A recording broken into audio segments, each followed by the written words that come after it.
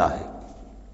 وَإِن تُطِعْ أَكْثَرَ مَنْ فِي الْأَرْضِ يُضِلُّوكَ عَنْ سَبِيلِ اللَّهِ، اور اگر تم پیروی کرو گے زمین میں بسنے والوں کی اکثریت کی تو وہ تو تمہیں اللہ کے راستے سے لازماً گمراہ کر دے گی۔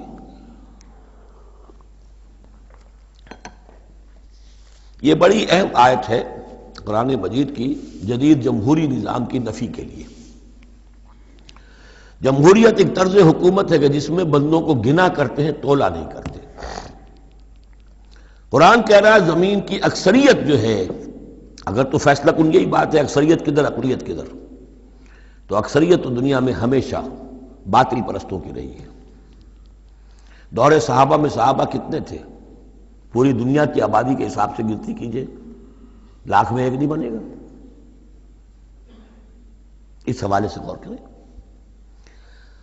ان تُطِعْ أَكْثَرَ مَنْ فِي الْأَرْضِ يُضِلُّوكَ عَنْ سَبِيلِ اللَّهِ، اصل بات کیا ہے؟ ہاں ایک جگہ اکثریت آ سکتی ہے، موٹی موٹی باتیں جو دین کی ہیں وہ تو اس بنیاد پر مانی جائیں گی کہ اللہ اور اس کے رسول نے یہ فرمایا ہے، یہ لینڈ مارکس ہیں۔ اس کے اندر اندر مباحات کے درمیان فیصلہ اکثریت کی بنیاد پر کر لیا جائے۔ شراب حرام ہے وہ تو سرو نہیں کی جا سکتی۔ آپ کے ہاں کوئی دعوت ہونی ہے، کوئی تقریب ہے، اب اس میں سوچ رہے ہیں کہ کیا سرو کیا جائے، بھئی شراب تو حرام ہے، اللہ اور اس کے رسول کا حکم ہے، وہ تو سرو نہیں ہو سکتی۔ اب یہ کہ شربت جو ہے روح افزا سرو کیا جائے یا 7 اپ یا اسپرائٹ سرو کیا جائے، یہ مباحات میں سے یا اکثریت کا فیصلہ کر لیجئے، کوئی بات نہیں، جو اکثریت کی رائے ہو۔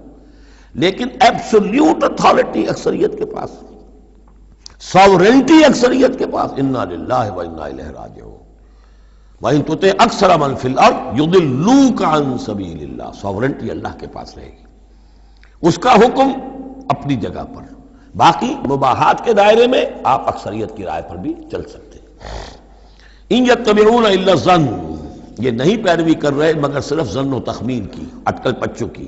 وَإِنْهُمْ إِلَّا يَخْرُصُونَ، اور یہ نہیں کچھ کر رہے سوائے اس کے کہ کچھ اندازے انہوں نے مقرر کیے ہیں۔ ان ربک هو اعلم من يضل عن سبیلہ، آپ کا رب خوب واقف ہے ان سے کہ جو اس کے راستے سے بھٹک چکے ہیں۔ وهو اعلم بالمہتدین، اور وہ خوب واقف ہے ان سے بھی جو ہدایت کی راہ پر ہیں۔